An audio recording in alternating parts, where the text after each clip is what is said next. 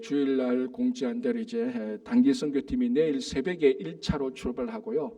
이 비행기 티켓이 여의치 않아서 내일 이제 오후에 2차로 가고 목요일 새벽에 3차로 가고 그래서 16명이 이제 가게 됩니다. 저는 이제 내일 1차로 새벽에 출발하게 되니까 내일부터는 이제 남일련 목사님께서 오셔서 새벽기도 인도하시고 주일날 또 설교도 해주시고 다음 주에는 이제 남 목사님 또 사정이 여의치 못해서 다른 분 임성우 목사님께서 오셔서 또 새벽기도 잘 인도해 주시고 저는 이제 다음 주 이제 제가 금요일 새벽에 오니까 토요일 날 새벽기도 때 또 이제 여러분을 또 뵐 수 있을 것 같습니다. 계속해서 새벽기도 나오셔서 또 기도해 주시고 단기 선교팀을 위해서 기도해 주시고 여러분 많이 끝까지 잘 관심을 가져주시기 바랍니다. 자, 오늘 룻기 3장입니다. 1절을 먼저 보겠습니다. 이렇게 되어 있습니다. 룻의 시어머니 나오미가 그에게 이르되 내 딸아 내가 너를 위하여 안식할 곳을 구하여 너를 복되게 하여야 하지 않겠느냐라고 되어 있습니다. 자, 이제 어디까지가 진행됐는가 하면은 룻이 베들레헴에 와서 베들레헴에서 이제 그 생계를 꾸리기 위해서 이삭 줍기를 하러 갔는데 그 이삭 줍기가 마침 보아스의 밭에 가서 이삭 줍기를 하게 되었습니다. 그런데 보아스가 누구냐면은 바로 나오미의 가까운 친척입니다.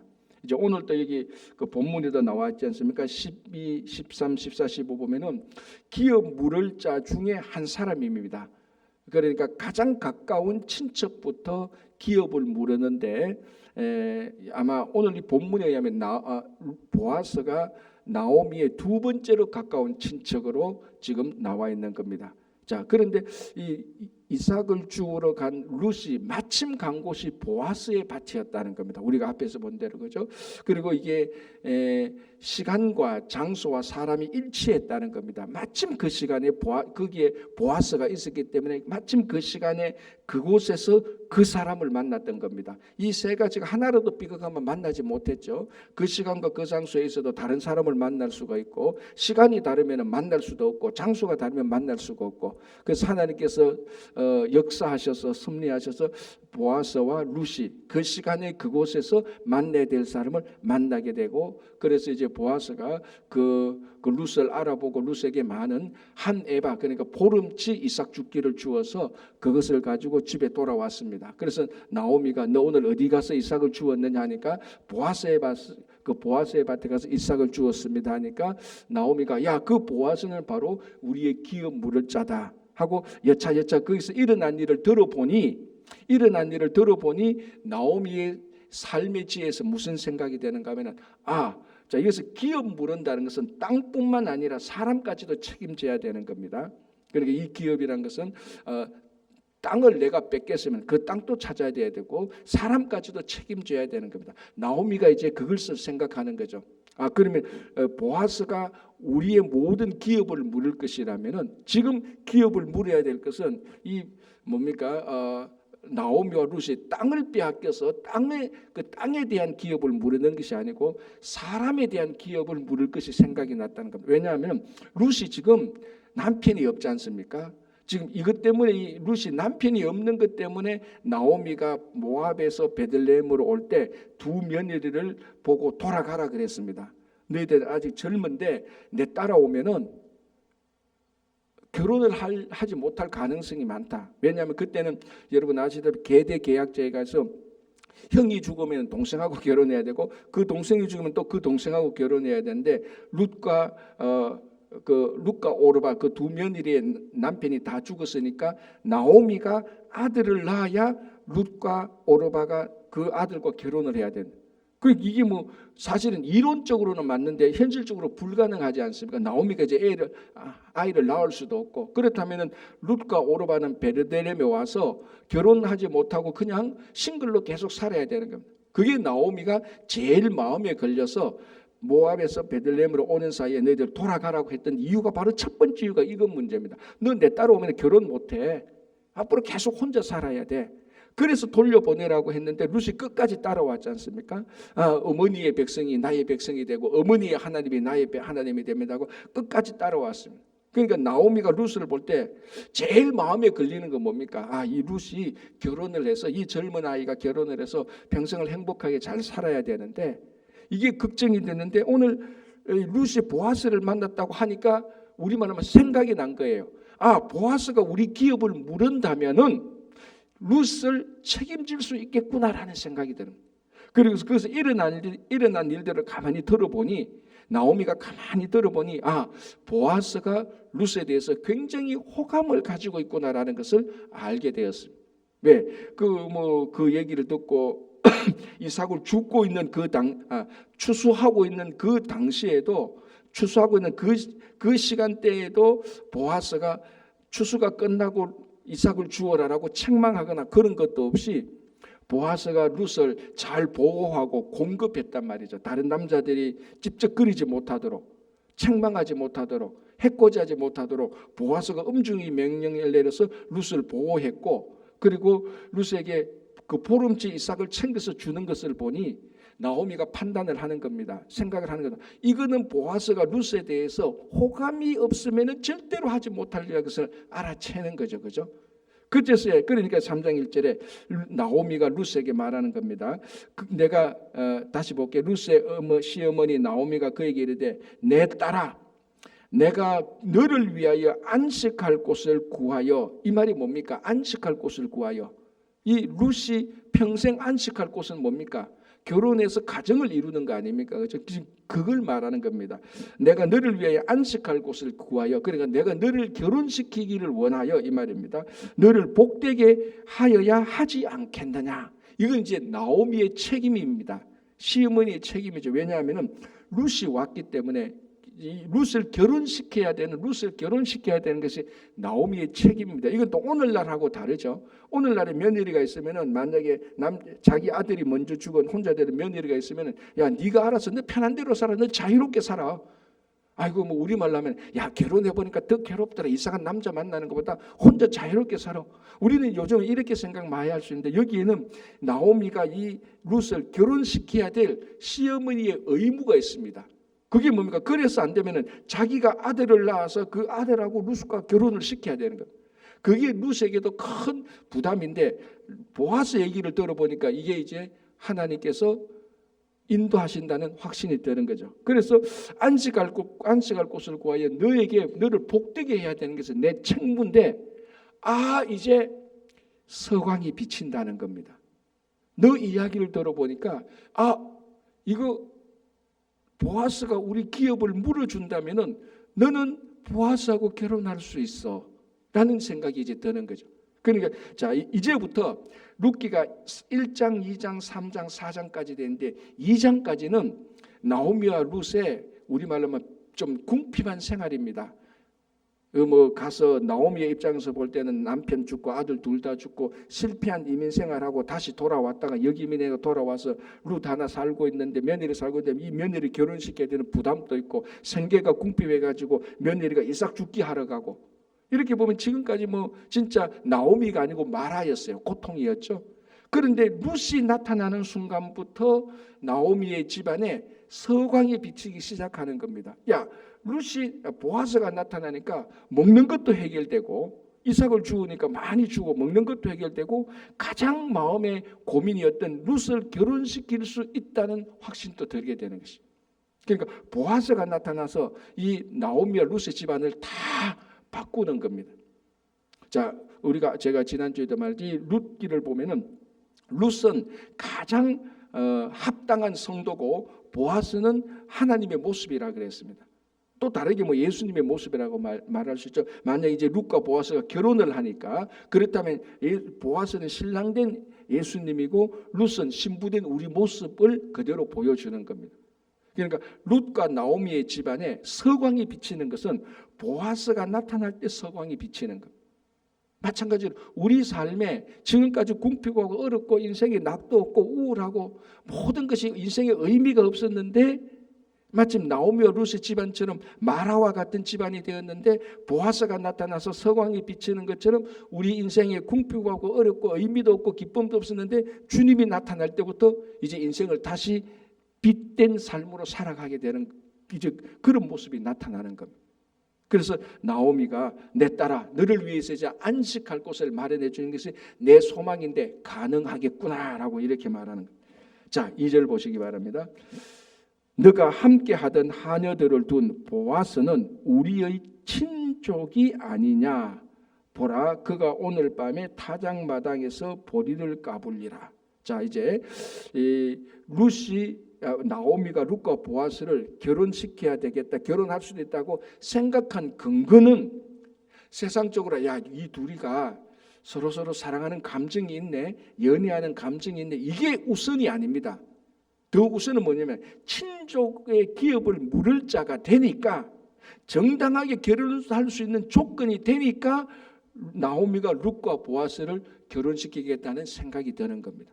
이거 없이 그냥 야 저거들끼리 좋아하는구나, 그럼 결혼시키자, 이런 생각이 아니라는 겁니다.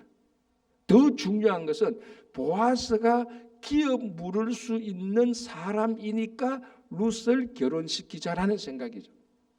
만약에 보아스가 기업을 물을 사람이 아니고 그냥 연애적인 감정으로 보아스가 룻을 좋아했다 그러면 나오미는 그런 생각이 들 수가 없었을 겁니다. 그러니까 이 사람은 우리의 기업을 물을 수 있는 조건이 되는구나, 그러면은 결혼을 시켜야 되겠다. 그건 굉장히 어떻게 보면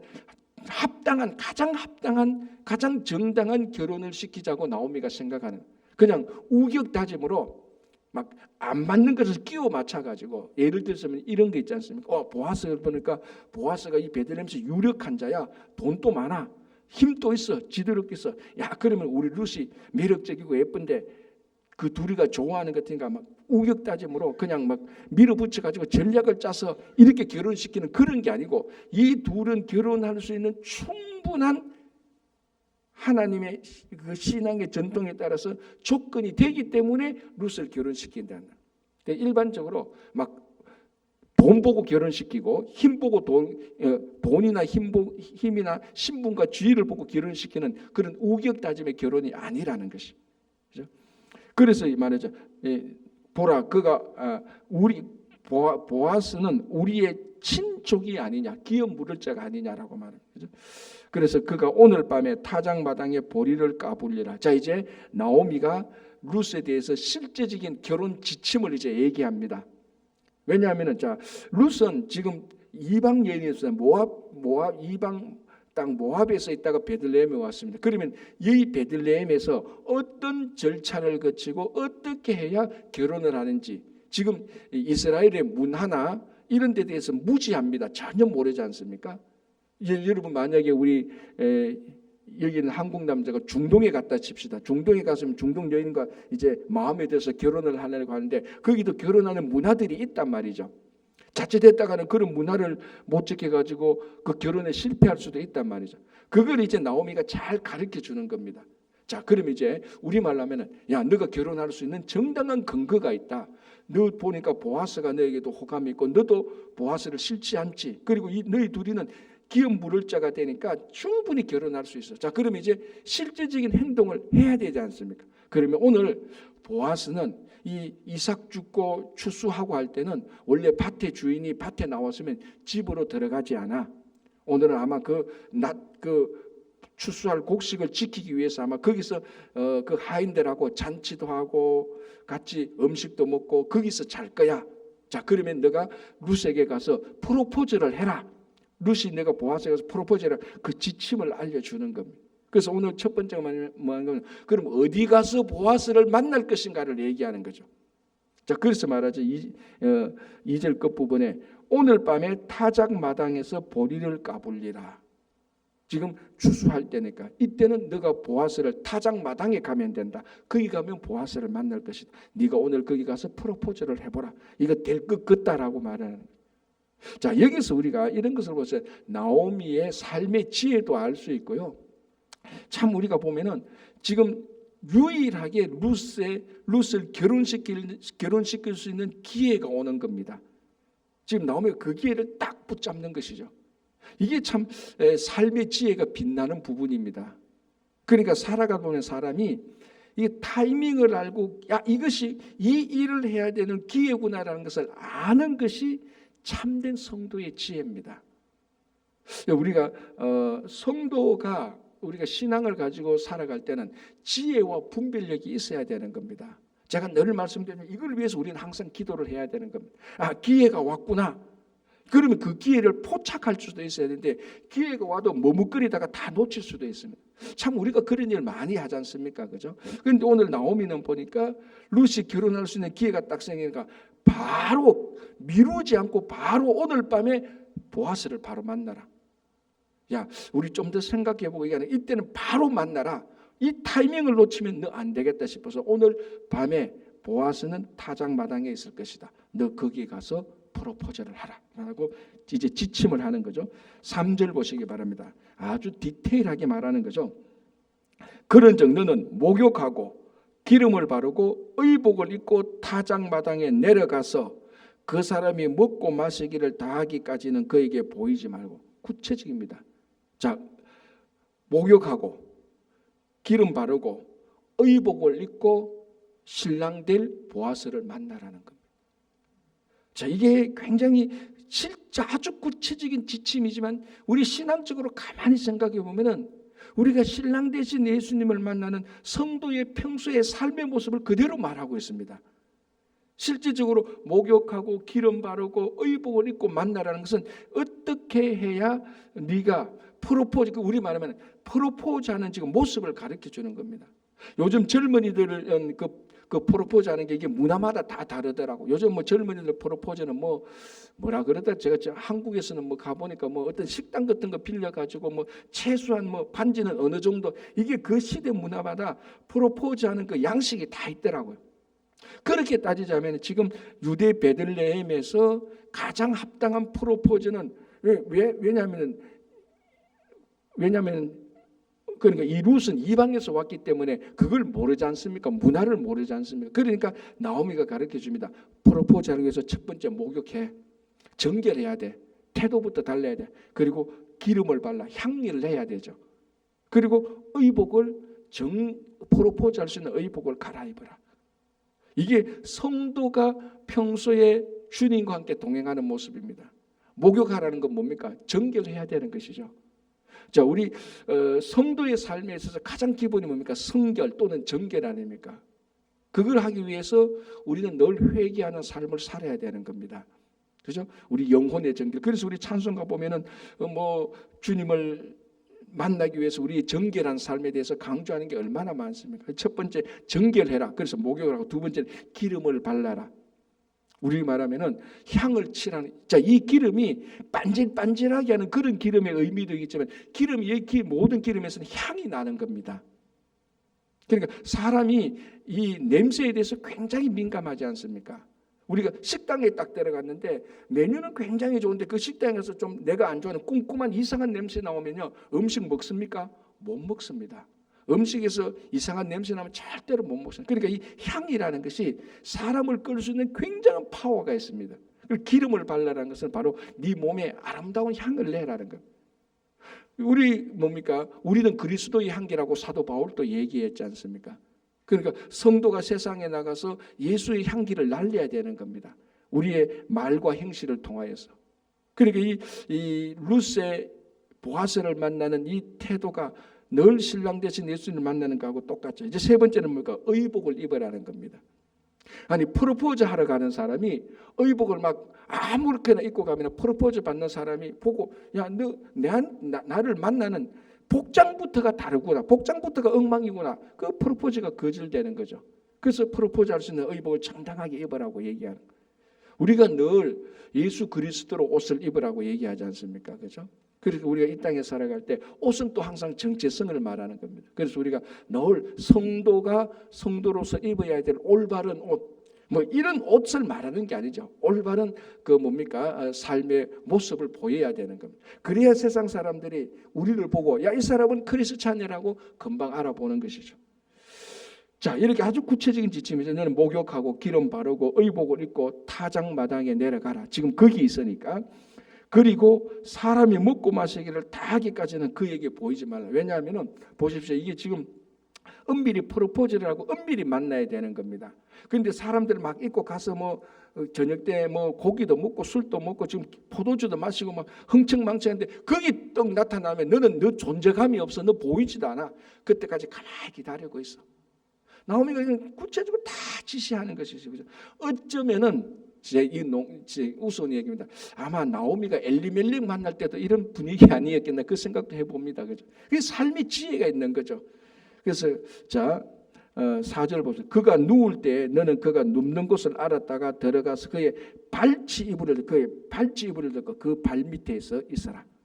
그 밑에서 그를 만나라. 누우면은 그 발 밑에서 있으라고 아주 구체적으로 말하죠. 자, 그의 발치 이불을 들고 거기 누우라. 그가 너에게 할 일을 너에게 알게 하리라라고 말하는 겁니다.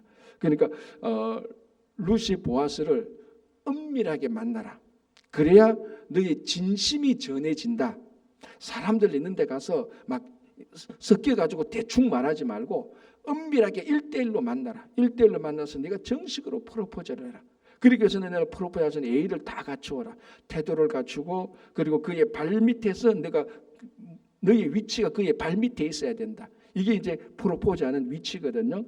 하고 그러면은 보아스가 너의 할 일을 알게 할 것이다. 뭡니까? 그러면은 보아스가 너의 프로포즈를 받고 예스나 노냐 대답해 줄 것이다 라고 얘기를 하는 겁니다. 자 5절 루시 시어머니에게 이르되 어머니의 말씀대로 내가 다 행하리이다 하니라. 자 6절 그가 타작마당으로 내려가서 시어머니의 명령대로 다 하니라. 자 만약에 우리가 이런 말이죠. 로마에 가면은 로마법을 따라라고 말을 합니다. 이 이방 여인 모압 여인 루시 베들레헴에 와서 어머니 나 그렇게 해서 보아스 안 만나겠어요. 나는 내 나름대로의 방법이 있어요. 나는 내 나름대로 연애 방법이 있고 어머니가 하는 말 말고 내가 다르게 만날게요. 이게 아니고 지금 이 루스는 이방 여인이기 때문에 이 베들레헴에서 어떤 절차를 거쳐야 하는지 모른다는 겁니다. 그러니까 어머니가 하는 대로 그대로 순종하는 것이죠. 이게 지혜로운 것이죠. 일단은 그죠. 내가 그쪽의 문화와 그쪽의 삶의 방식과 그런 것 가치를 모르는데 지 잘난 맛으로 지 똑똑한 맛으로 지 젊은 맛으로 거기 가가지고 야 이건 잘못됐어 이렇게 하면 안 돼. 연애는 이렇게 하면 돼. 어머니가 뭐 알아요. 연애는 내가 더 잘 알지요. 내가 보아서 내가 알아서 만날게요. 이게 아니고 어머니가 시어머니가 하는 대로 그대로 다 하는 겁니다. 여러분 지혜라는 것은 우리 신앙의 지혜라는 것은 순종이 포함된 겁니다. 대부분 어떤 사람은 자기가 지혜롭다, 자기가 좀 똑똑하다고 해서 순종 없는 똑똑함이 굉장히 많습니다. 그게 굉장히 위험하죠. 그래서 우리가 루스에게 배울 것은 순종이 있는 지혜로운 여인을 우리가 보는 겁니다. 그래서 시어머니가 하는 대로 다 행했다. 그리고 6절에 그가 타작마당으로 내려가서 시어머니의 명령대로 다 하리라라고 말합니다. 그 다음에는 사실 안 봐도 결론은 우리가 내릴 수 있습니다. 이 일은 성사되겠다 안 되겠다? 성사되겠다는 겁니다. 그죠? 자, 어떻게 성사되는가를 이제 보는 거죠. 7절 보아스가 먹고 마시고 마음이 즐거워 가서 곡식 단더미의 끝에 눕는지라. 곡식 단더미 이건 이제 알곡과 가라지를 이제 그 추수할 때는 알곡과 가라지를 다 구별해서 다 쌓아 놓지 않습니까? 뭐 가라지는 뭐 쓰레기장 같은 데 갖다 놓든지 아니면 알곡은 밭에 한쪽에 다 모아 놓든지. 그러니까 이 보아스가 알곡이 있는데 거기 가서 자리를 펴는 겁니다. 그 노숙을 하는 거예요. 이 추수할 때는 거기서 자는 겁니다. 그 잘 때 이제 나오미가 너가 그 잘 때 그 보아스의 발 밑에 너가 너 자리를 펴라. 그러면 너를 만나게 되고 알게 될 것이다. 그때 프로포즈를 하라는 거죠. 자 7절 다시 볼게요. 보아스가 먹고 마시고 마음이 즐거워 가서 곡식 단더미 끝에 눕는지라. 루시 가만히 가서 그의 발치 이불을 들고 거기 누웠더라. 8절에 밤중에 그가 놀라 몸을 돌이켜본즉 한 여인이 자기 발치에 누워 있는지라. 이르되 너가 누구냐 하니 대답하되 나는 당신의 여종 루시오니 당신의 옷자락을 펴 당신의 여종을 덮어소서. 이게 그 당시 프로포즈하는 말투입니다. 지금도 중동에 가면은 이런 일이 때 남자가 자기가 좋아하는 여자가 있으면은 이거는 남자가 프로포즈하는 남자가 할 때 너 나하고 결혼하자라고 말할 때 자기 겉옷을 가지고 여자에게 던져준대요. 그럼 여자가 그 옷을 받고 이게 뭡니까? 그 옷으로 자기를 덮는 그런 의미가 아직까지도 남아 있다는 겁니다. 그러니까 이게 말이죠. 그러니까 당신의 옷자국으로 나를 덮어소서. 그러니까 당신이 나와 결혼해 주시면 좋겠습니다는 프로포즈하는 방식입니다. 그래서 당신의 옷자락을 펴 당신의 여정을 덮어소서. 이는 당신이 기업 물을 자가 됨이니라고 말합니다. 아까도 말했죠. 나오미가 실제적인 결혼 지침을 가리키고 결혼이 되겠다라고 확신한 이유는 야, 이 둘이가 서로 좋아하는구나. 연애 감정만 본 게 아니라는 겁니다. 그보다 더 근본적으로 이 사람은 결혼할 수 있는 모든 조건이 갖추어진 정당한 결혼을 할 수 있는 사람이기 때문에 이렇게 지침한 겁니다. 그래서 룻이 자기 어머니한테 들은 얘기를 그대로 하는 겁니다. 나와 결혼해 주셔서. 왜? 당신은 우리의 기업 물을 자가 아닙니까? 라고 말하는. 그러니까 어쩌면 이렇게 할 수 있죠. 보아스도 룻의 마음이 들었을 수도 있을 겁니다. 저런 여인이면은 다시 내가 결혼할 수 있는 마음도 가질 수 있는데, 그럴 때 이제 룻이 와가지고 당신은 나와 결혼할 수 있는 조건이 됩니다. 우리의 친족이니 기업 물을 자가 아닙니까? 훨씬 더 결혼을 정당하게 할 수 있는 이제 근거가 더 생기는 거죠. 자, 10절 보겠습니다. 9절 끝에 다시 이는 당신이 기업 물을 자가 됨입니다. 정당한 이제 근거를 제시하죠. 10절에 그가 이르되 내 딸아 여호와께서 너에게 복 주시기를 원하노라. 너가 가난하건 부하건 젊은 자를 따르지 아니하였으니 너가 베푼 인애가 처음보다 나중이 더하도다. 프로포즈 받습니까? 안 받습니까? 받는 거죠. 왜냐하면 너에게 복 주시기를 원하노라라고 말합니다. 그리고 너가 가난하건 부하건 젊은 자를 따르지 않고, 너가 아직 젊었는데 나는 뭐 내가 좋아하는 사람만 하겠어요. 그런 것을 다 따지지 않고 너가 이 기업 물을 자에게 와서 결혼을 요청하는 것은 굉장히 복된 일이다. 그러니까 보아스도 굉장히 기쁘게 지금 룻의 프로포즈를 받는 겁니다. 그러니까 성사가 되려면 이렇게 또 다 성사돼요, 또 그죠?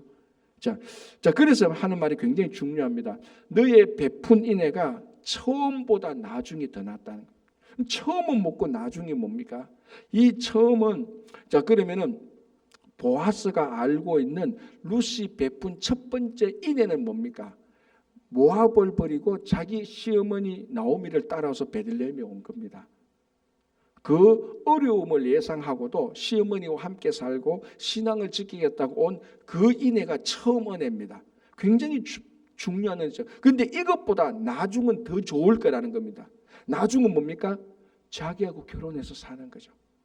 그래서 너가 처음에 베들레헴에 온 그 인애도 참 좋지만 그 사랑도 그 행위도 참 복받을 행위지만은 나중은 더 복받을 것이다. 뭡니까? 너 나하고 결혼하면 훨씬 더 복받을 것이라고 기쁨으로 프로포즈를 받고 축복을 해주는 겁니다. 참 복된 이제 이게 뭡니까? 사사시대에 일어났다는 겁니다. 사사시대에 이렇게 아름다운 일들이 일어나는 거죠. 자, 그리고 11절 보시기 바랍니다. 그리고 이제 내 딸아 두려워하지 말라. 내가 너의 말대로 너에게 다 행하리라. 자, 너가 지금 오늘 밤에 와서 프로포즈 할 때 이게 성사될까 안 될까 걱정도 했고 염려했고 또 지금까지 여기 와서 살면서 이방인으로 살면서 뭐 여러 가지 염려가 있었지 않겠느냐, 그리고 경제적으로 어렵지 않겠냐, 걱정하지 마라. 내가 너에게 기업을 물을 수 있다면 다 해결될 것이다, 이렇게 말을 하는 겁니다. 자, 여기 이제 아주 중요한 말이 나옵니다. 11절 다시 볼게요. 그리고 이제 내 딸아 두려워하지 말라. 내가 너의 말대로 너에게 다 행하리라. 너가 현숙한 여자인 줄을 나의 성읍 백성이 다 아느니라. 자, 여기서 아주 중요한 단어가 뭐죠? 현숙이죠, 현숙. 제가 말했죠. 이 현숙은 보아스가 유력한 자라고 말할 때 똑같은 단어라고 했습니다. 그죠? 그리고 잠언 마지막 부분에 누가 현숙한 여인을 찾아서 하나님의 지혜를 알겠느냐 했을 때 그 현숙이라고 얘기했죠. 그러니까 보아스가 룻에게 너는 정말로 유력한 여자다라고 말한 겁니다. 남자식으로 말하자면 나도 유력한 자다, 너도 유력한 자다라고 말합니다. 그러니까 이미 룻이 이것을 나의 성읍 백성이 다 한다라고 말했어요. 그 베들레헴 사람들이 룻이 와서 이게 기간이 얼마인지는 그 정확히는 모르겠지만은 나오미를 따라와서 이삭을 줍고 그가 말과 행실과 아니 이방 여인인데 어떻게 이렇게 지혜가 있지? 라고 말을 하는 거예요. 그러니까 그 보아스도 다 들어서 알고 있는 거예요. 왜 보아스가 그 베들레헴에 일어나는 사실들을 다 알고 있잖아요. 유력한 자니까.